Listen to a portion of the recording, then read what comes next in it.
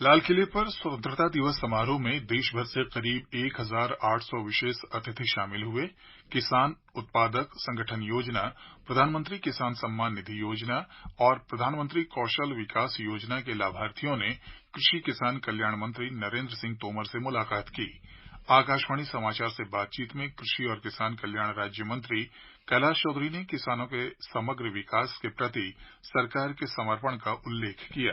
किसान कैसे आत्मनिर्भर हो और जब भारत विकसित राष्ट्र हो तो उसमें किसान की महत्वपूर्ण भूमिका हो, इसको लेकर निश्चित रूप से मैं कह सकता हूं कि जो योजनाएं बनी है, चाहे किसान सम्मान निधि की योजना हो, चाहे फसल बीमा की योजना हो या 10,000 एफपीओ बनाने जा रहे हैं, वहीं एग्रीकल्चर इंफ्रास्ट्रक्चर फंड के तौर पर 1 लाख करोड़ रुपए का प्रावधान किया है, नई टेक्नोलॉजी का उपयोग करना प्रारंभ किया, ड्रोन से किसान खेती करे। इस तरह से जब किया जा रहा है तो उसको लेकर आज देश के किसानों में उत्साह था। प्रादेशिक समाचार आप आकाशवाणी दिल्ली से सुन रहे हैं। ताजा समाचार जानने के लिए आप हमारी वेबसाइट newsonair.com पर लॉग इन कर सकते हैं। राष्ट्रपति द्रौपदी मुर्मू ने आज दिल्ली में राष्ट्रीय समर स्मारक में 77वें स्वतंत्रता दिवस के अवसर पर शहीदों को श्रद्धासुमन अर्पित किए। उन्होंने स्मारक पर पुष्पांजलि अर्पित की और शहीदों को श्रद्धांजलि दी।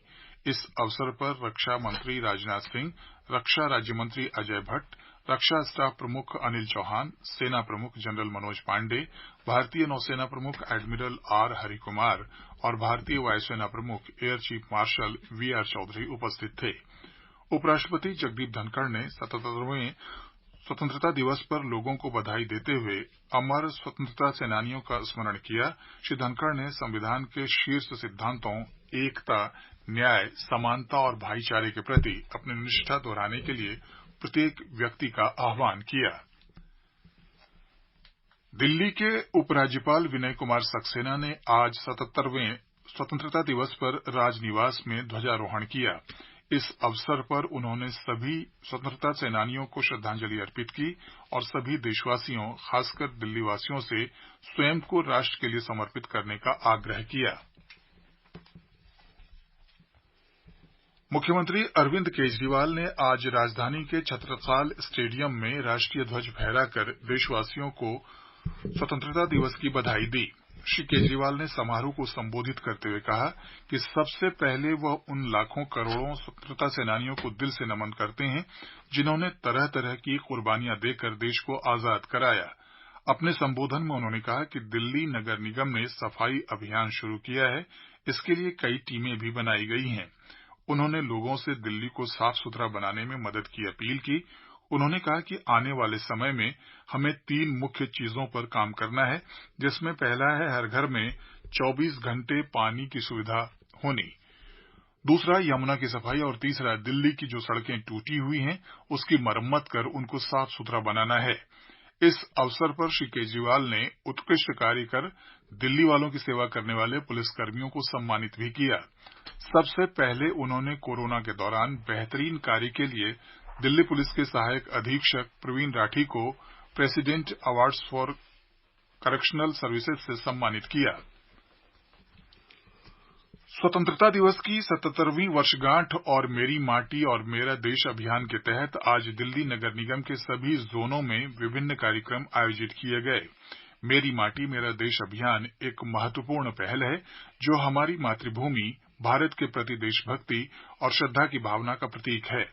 बहादुर स्वतंत्रता सेनानियों और सैनिकों द्वारा किए गए बलिदानों को याद करने और उनका सम्मान करने के उद्देश्य से शुरू किए गए इस अभियान के तहत दिल्ली नगर निगम के सभी 250 वार्डों में कार्यक्रम सफलतापूर्वक आयोजित किया गया।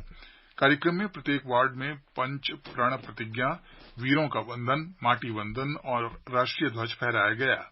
इसके अलावा स्वतंत्रता सेनानियों और वीरों के परिवारों को भी कार्यक्रम में आमंत्रित किया गया था। साथ ही जनप्रतिनिधि और स्थानीय जनता ने भी बढ़ चढ़कर भाग लिया। राष्ट्रपति द्रौपदी मुर्मू ने कल सशस्त्र बलों तथा केंद्रीय सशस्त्र पुलिस बलों के कर्मियों के लिए 75 वीरता पुरस्कार प्रदान करने की स्वीकृति दी है। इनमें 4 कीर्ति चक्र हैं जो सभी मरणोपरांत दिए जाएंगे, 11 शौर्य चक्र जिनमें 5 मरणोपरांत दिए जाएंगे। राष्ट्रपति ने भारतीय तटरक्षक के कर्मियों को राष्ट्रपति का एक तटरक्षक पदक तथा 5 तटरक्षक पदक प्रदान करने की भी स्वीकृति दी है।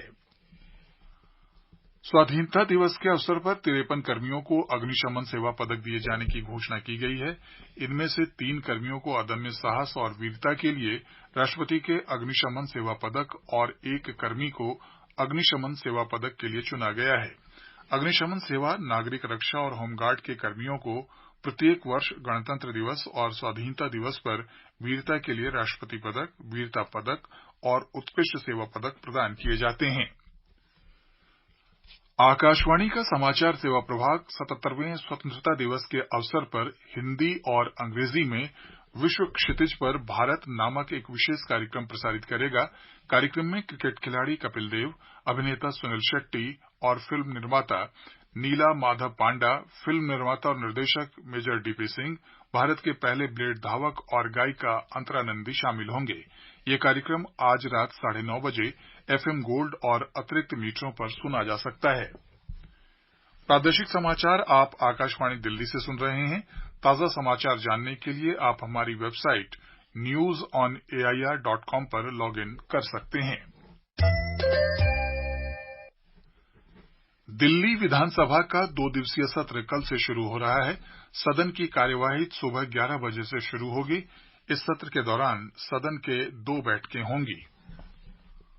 सुलभ इंटरनेशनल के संस्थापक बिंदेश्वर पाठक का हृदय गति रुक जाने से निधन हो गया है। वे दिल्ली के एम्स में भर्ती थे। डॉक्टर बिंदेश्वर पाठक 80 वर्ष के थे।